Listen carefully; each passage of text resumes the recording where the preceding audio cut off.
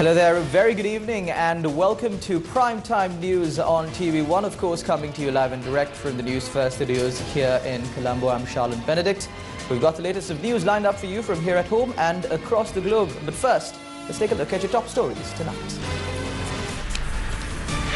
Indian Prime Minister Narendra Modi to arrive in Sri Lanka tomorrow after touring the Maldives today. Government ready to rethink about the Special Select Committee following objections from the President.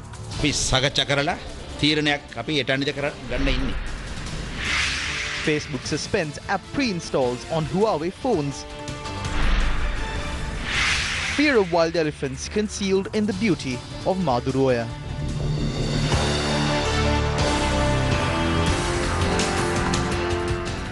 Now on to your top story tonight. Indian Prime Minister Narendra Modi is due to land in Sri Lanka tomorrow morning.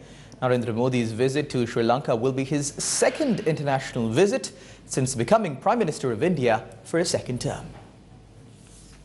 The Presidential Secretariat has organised a special event to welcome the Indian Prime Minister, who will arrive at the Bandaranaike International Airport in Katunayake. The Indian Prime Minister is due to hold discussions with President Maithripala, Prime Minister Ranil Wickremesinghe and Leader of the Opposition Mahinda Rajapaksa. The Tamil National Alliance also said its leader R. Sambandhan expects to hold discussions with Prime Minister Narendra Modi. Indian Prime Minister Narendra Modi is due to leave the island tomorrow evening. A special traffic plan in Colombo will be in place due to the visit of the Indian Prime Minister.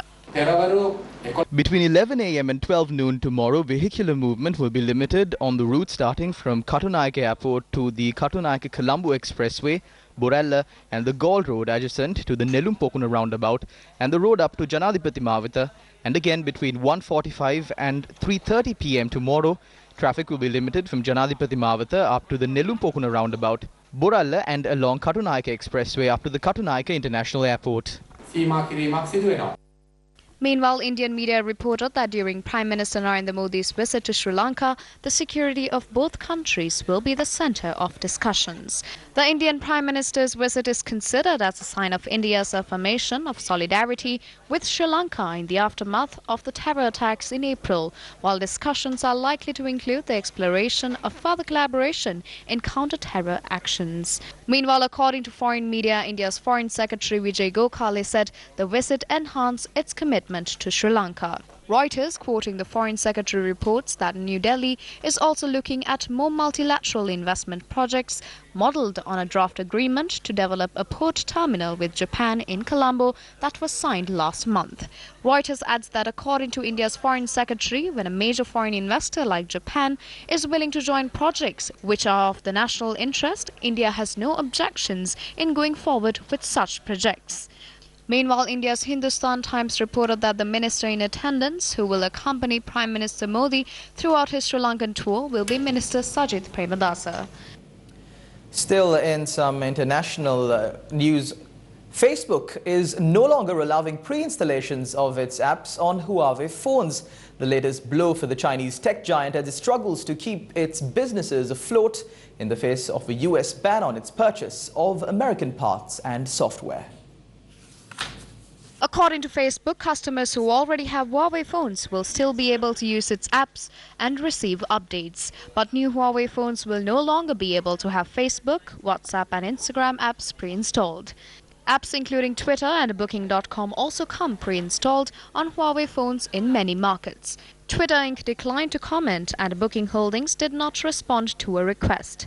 The move by Facebook dampens the sales outlook for Huawei Technologies Corporation Limited, whose smartphone business became its biggest revenue generator last year, powered by strong growth in Europe and Asia. Alphabet Inc.'s Google said earlier that it would no longer provide Android software for Huawei phones after a 90-day reprieve granted by the US government expires in August. But Google's Play Store and all Google apps will still be available for current models of Huawei phones, including those which have not yet shipped or even been built. Buyers of current Huawei phone models that do not have Facebook pre-installed would still be able to download it from the Google Play Store. A look at some local news now. President Maithripala presided over the closing ceremony of the Rata Win-Win Ekata Sitimu or Unite for the Country program today. The event was held at the Mullaitivu Pradesh Sabha grounds. The fourth phase of the Ratavenuwen Ekata Sitimu program began in the Mullaitivu district on the 3rd of this month. The 1,178 separate projects were conducted at 16 Gramanildari divisions across divisional secretariat zones. The project cost 52 million rupees. The President awarded land deeds and some of the beneficiary schemes to the residents of the area.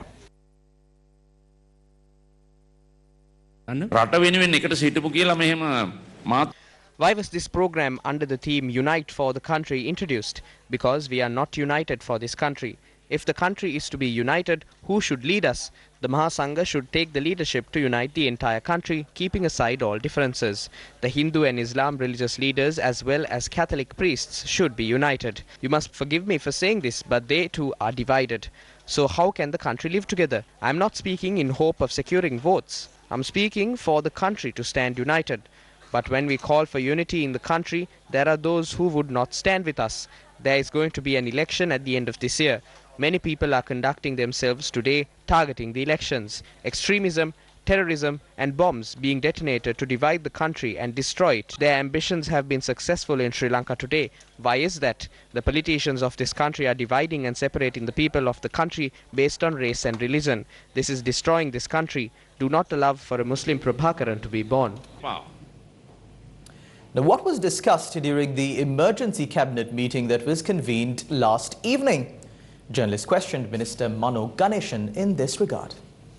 The President expressed his opinion. He said that certain members of the committee was making this an opportunity to sling mud at him. He said that under such circumstances, it will be difficult to move a government forward and requested us to refrain from such activities. He shared his opinion with us and we acknowledged it.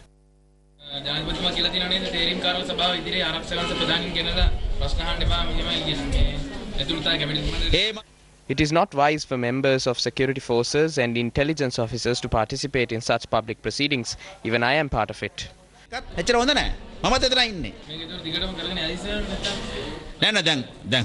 No. When certain individuals come, they were asked to stop. We will take a decision regarding the committee in the coming days. Meanwhile, the office of the Speaker issued a communique clarifying facts on the statement made by President Maithripala Sirisena regarding the special committee appointed to inquire into the April 21st attacks. The communique notes that a letter sent by the Secretary of the President to the Attorney General was directed to the Speaker.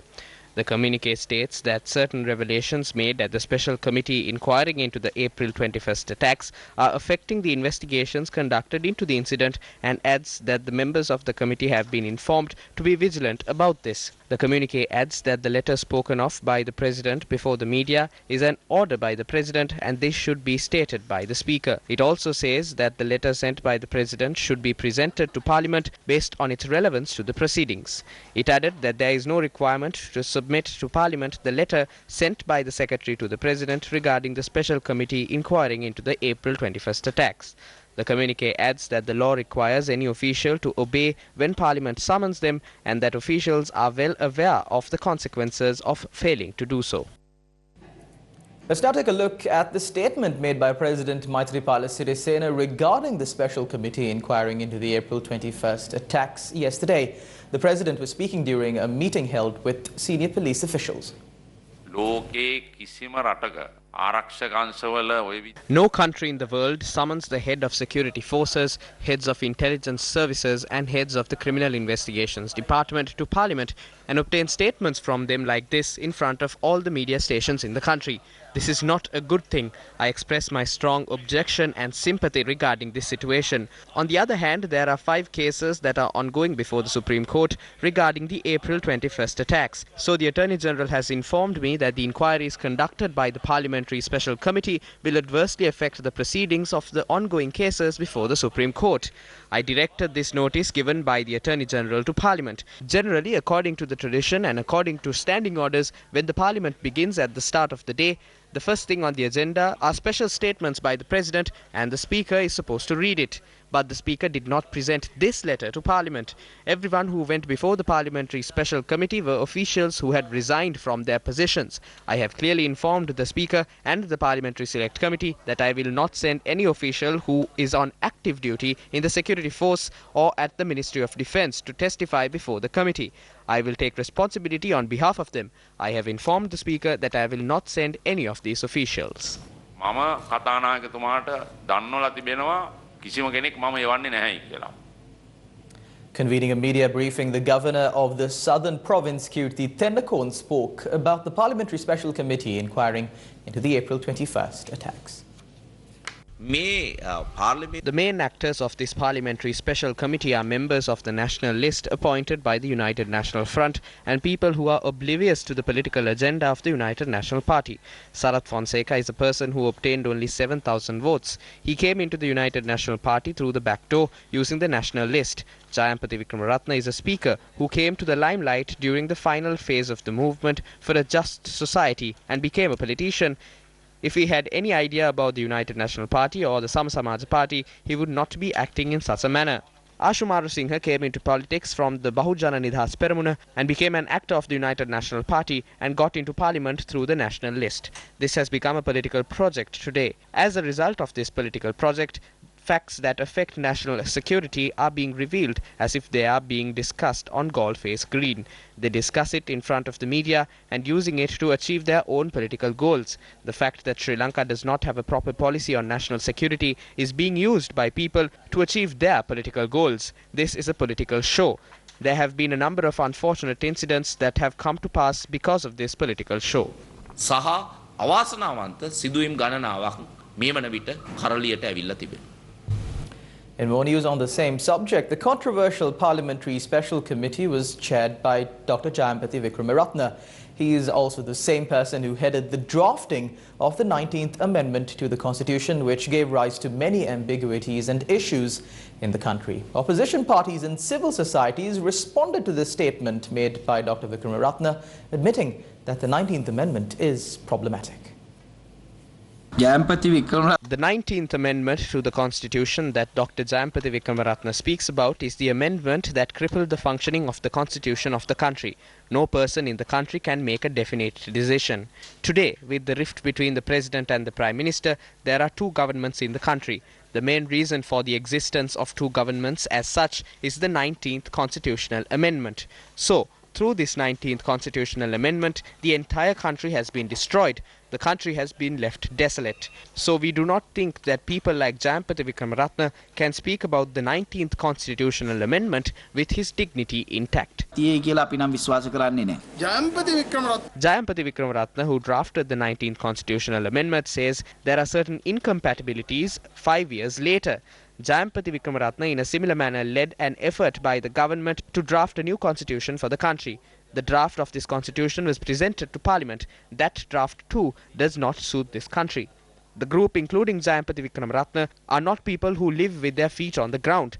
We saw how they spoke about constitutional amendments. We saw him convening a media briefing to speak of some important matters, but he ended up speaking about how they are meeting up in the evening to consume alcohol.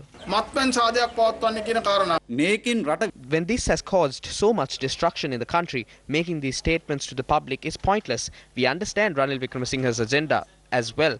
We know that as he can never win an election and come into power, he made an attempt to come through a different route, a shortcut, and create a position of executive prime minister.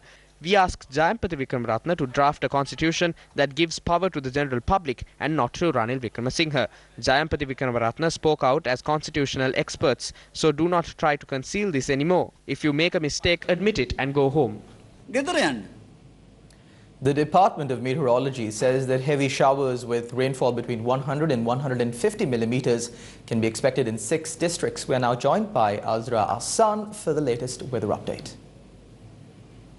A very good evening to all our viewers. They're joining me as Rasan with the first. Let's now take a look at the weather forecast for the next few days. Now, the Met Department says that the southwestern monsoon conditions has already established in the island. Now, according to the Met Department issuing a warning today, the Met Department says that showers of about 100-150 millimeters can be expected in the Kalutara, Ratnapura, Kegol, Gampa, Mathura and Gaul districts. Also, in the northwestern province of the country, certain places will receive showers of about 100 millimeters. Now, if you take a look at the wind condition in the country, especially strong winds of about 50 kilometers per hour can be expected in the north, north central and eastern provinces. Also, the sea areas, when you take the sea area from Putlam to Hambantota via Colombo and Gaul, the tide will be high and the Met Department requests the fishing community to be vigilant of the prevailing weather condition. Now, during this prevailing weather condition, the dengue epidemic has also risen its head in Gaul, Colombo, Gampa, Kalutara, Kandy and Ratnapura districts. Now, according to the health officials, these dengue mosquitoes will be active from 6 a.m. to 11 a.m., also from 3 p.m. to 7 p.m. While the Weather Department warns of heavy showers in certain parts of the country, more than 350,000 people have been affected due to the dry weather currently experienced in the northern and eastern provinces. This is the prevailing situation in Karenagar in Jaffna. This water tank, which once stood at the entry point of the Karenagar village, is now a bare land filled with sand. Yes, David, while there are torrential downpours in certain parts of the country, here in the northern province, especially in the Jaffna Peninsula, contrastingly there is a prevailing drought condition. This drought condition has not only taken a toll on the day-to-day activities of the villagers, but it has now posed a challenge for the breadwinners to bring a meal to their families and also to continue on their livelihood. Although steps have been taken to provide water to those affected, villagers say that the quantity provided is insufficient. We need a permanent arrangement for the supply of water. Currently, we purchase water. The drought not only affects the humans, but also livestock. Is much fear. The Mahavihara Forest Reserve is a place where many elephants roam. Their beautiful behavioral patterns can be clearly seen in this area, but shrouded in this beauty is much fear. The sight of these birds in flight is enchanting to the eye. This herd of wild elephants roaming on the border of the Mahavihara Reserve, captured by our correspondent Buddhiga Sanjeeva, is a testament to the unceasing wonders of the animal world. Although the sight of this herd of elephants looks beautiful to viewers sitting in the comfort of their home, to the residents of the villages bordering the Mahavihara Forest Reserve, the sight of these animals strikes fear deep into their hearts.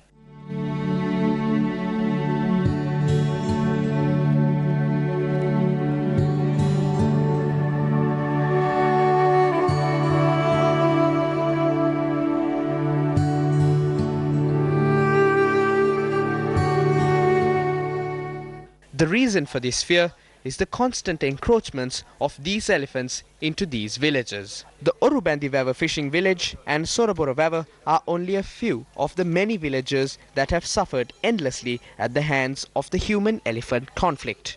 The number of houses destroyed by elephants in these villages during the past 4 months alone exceeds 25. මේ වෙනකොට දිනකට එක රැයකට ගෙවල් 4ක්වත් අපේ වසම තුල විතරක් කඩනවා. ඊය රාජ්‍යයක් ඇදුවා. මොකද මේ පාසල් යන ළමයෙකුටවත් උදේ පාන්දරක නැගටලා මූණ සෝදා ගන්නවත් එළියට යන්න බෑ. ඒ තරමටම දරුණු තත්ත්වයට මේ අලියෝදුරපත් වෙලා තින්නේ. අලිංග වාස භූමිය මේ වෙනකොට එක එක බහුජාතික සමාගම් වලට පාම් වලට විකුණලා ඒ කාලේ අපිට ඔහොම අලි ප්‍රශ්නයක් තිබුණේ නැහැ. මම 6:00 7 වෙනකොට ගම්මානෙට වැදුනට පස්සේ නැවත පාන්දර 5 විතර වෙනකල්ම මුන් ගම්මානේ තියෙන සියලුම දේවල් විනාශ කරනවා. ගෙවල් දොරවල් පොල් පැල පාර්ට්මේන්ට්ලගේ මේ පිටිට පහර දීලා කෙලිම ඇඳටම තමයි පහර දුන්නේ. ළමයා ගන්නවත් සමග ළමයාගේ හොඬේ අහුුනේ අනිත් පැත්තට. මම ටක් ගාලා පැනලා මේ ගන්න හදනකොට නෝනා පිටිපස්සෙන් දාලා කකුල් දෙකෙන් ඇදලා ගත්ත දරුවා. නැත්නම් අදට දරුවා ජීවිතුන් අතර නැහැ. Deputy Leader of the United National Party, Minister of Housing, Construction and Cultural Affairs, Sachit Premadasa, toured Anuradhapura this morning. The minister first visited the Rajamahavihara in Mihintala. Minister Sachit Premadasa called on the Chief Prelate, Venerable Valava Hangunu Veve Dhammaratana Thera, and obtained his blessings. Minister Sajith Premadasa then looked into the deficiencies and shortcomings at the temple and instructed the relevant officials to immediately commence renovation and development activities to address these issues.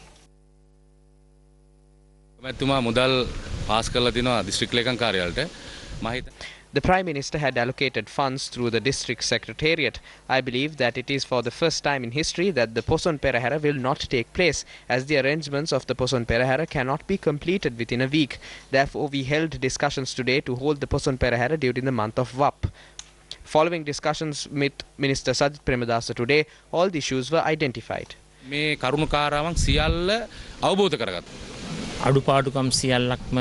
have identified all the shortcomings. We will take all necessary measures to protect the historical pride of Mihintale.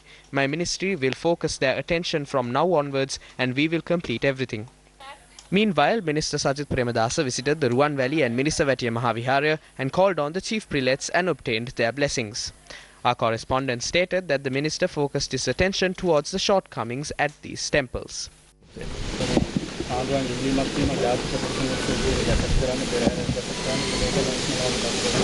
ඉදිරිපත් කරපු සියලුම ඉල්ලීම් කිසිම සංශෝධනයකින් තොරව එසේ මෙසේ නොවේ දිනවකවානු සහිතව ඒ සත්කාරය අපි එලෙසම ඉෂ්ට කරනවා කියන එක මේ අවස්ථාවේ ප්‍රකාශ කරනවා.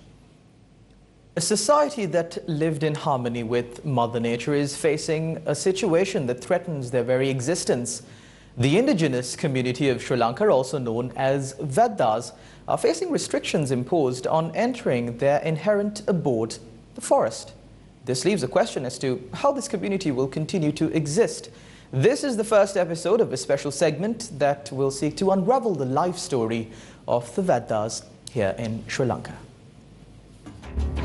How will the art of the bow and arrow pass down to the next generation of Vedas? The axe, considered a close friend by the indigenous community, what will it be used for? We cannot generalize the changes experienced by these people who consider the forest to be their god, trees their neighbors, who use the barks of trees as medicine, branches as clothes, consume the meat of animals, and live inside caves. The indigenous community of the country today is at the brink of destruction, with the changes that they have experienced to their lives, which were inextricably intertwined with the forest and the wild animals that lived in it. The leader of the Vedas, Indambana Mahiyanganaya, greeted us, holding both our hands in a manner that is unique to their community. The Vedas, who are considered to be the oldest dwellers of the island, boasts of a rich history that spans over 37,000 years. They believe the tribesmen who lived in the country are their ancestors. Speaking on this community which is facing extinction, Professor N. Shanmugalingam expressed these views. Our research into human civilization reveals that there are around 360 indigenous people and 70% of them live in Asian countries. The research also reveals that the indigenous community living in Sri Lanka is special. These historical notes must be protected. The research further reveals that there are attempts to mix these communities with others and destroy them. At present, we have all forsaken nature and adapted ourselves to a modern lifestyle. There are many lessons to learn from this community.